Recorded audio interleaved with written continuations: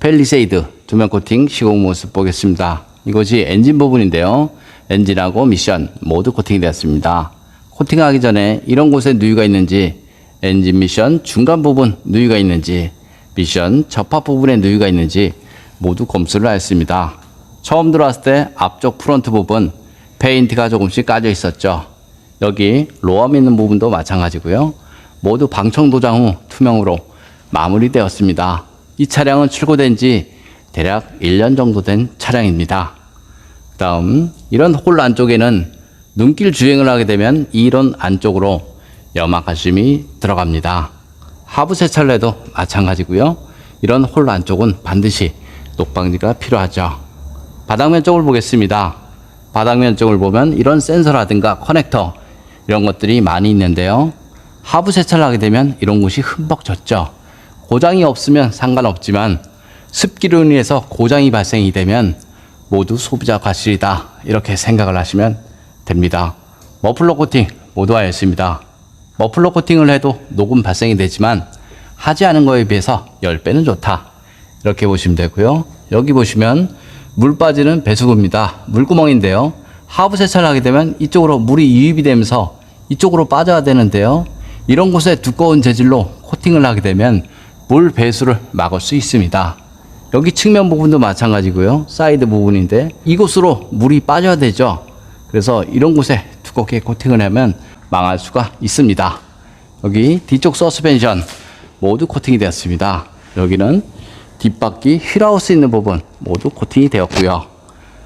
눈길 주행을 하게 되면 이런 곳에 염화칼슘이 많이 묻지만 사실상 이런 곳은 염화칼슘이 흐르는 곳이죠. 그래서 녹은 덜 나고요. 염화칼슘이 머물 수 있는 곳, 이런 곳이죠. 차체와 부품이 만나는 이런 좁은 틈, 염화칼슘이 머물고요. 이런 부품 속에 염화칼슘이 머물고요. 볼트와 너트 사이 이런 곳에 염화칼슘이 머물죠. 그래서 자동차 부식 방지를 하고 싶으면 넓은 곳에 두껍게 코팅하지 마시고요. 물이 머물 수 있는 곳, 그런 곳에 꼼꼼하게 코팅을 하시면 됩니다. 여기 뒤쪽 스페어 있는 부분인데요. 여기 자세히 보시면 이런 구멍이 있습니다. 그리고 하부 세차를 하게 되면 이쪽으로 물이 유입이 되고요. 그럼 이쪽으로 빠져야 되죠. 물 빠지는 배수구가 1mm 채 되지 않습니다. 그래서 이런 곳에 코팅을 하는 순간 바로 물 배수에 지장을 줄 수 있다. 그래서 이만큼이 물이 고인 현상이 발생될 수 있습니다. 물이 머물 수 있는 곳, 염화칼슘이 머물죠. 볼트, 너트 이런 곳에 마스킹을 할 것이 아니라 염화칼슘 방지를 하면 되고요. 그런 곳에 코팅을 하시려면 언더 코팅제 말고 방청 코팅제를 이용해서 시공을 하시면 됩니다. 요즘 차량을 보면 이런 커넥터 이런 것들이 많이 있는데요. 하부 세차를 하면 마찬가지 이런 안쪽으로 물이 유입이 될 수 있습니다. 남들은 저런 곳에 방수가 되어서 괜찮다 말하시는 분들이 많이 계십니다. 그런데 그 방수는 빈불을 막을 수 있는 방수 정도고요. 고압 세차는 막기 어렵습니다.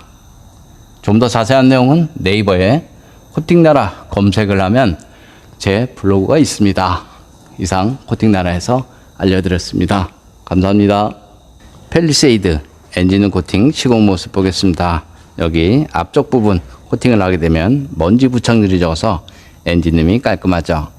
여기는 휴즈 박스 안쪽 부분, 휴즈라든가 릴레이, 어스 부분 모두 코팅이 되었습니다. 여기 배터리 플러스 단자 모두 코팅이 되었고요. 엔진 본체를 보겠습니다.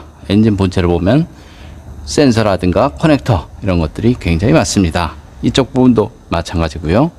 엔진룸 코팅의 가장 장점은 엔진룸 안에 습기나 먼지로 인한 정기적인 트러블 이런 것들을 방지할 수 있습니다.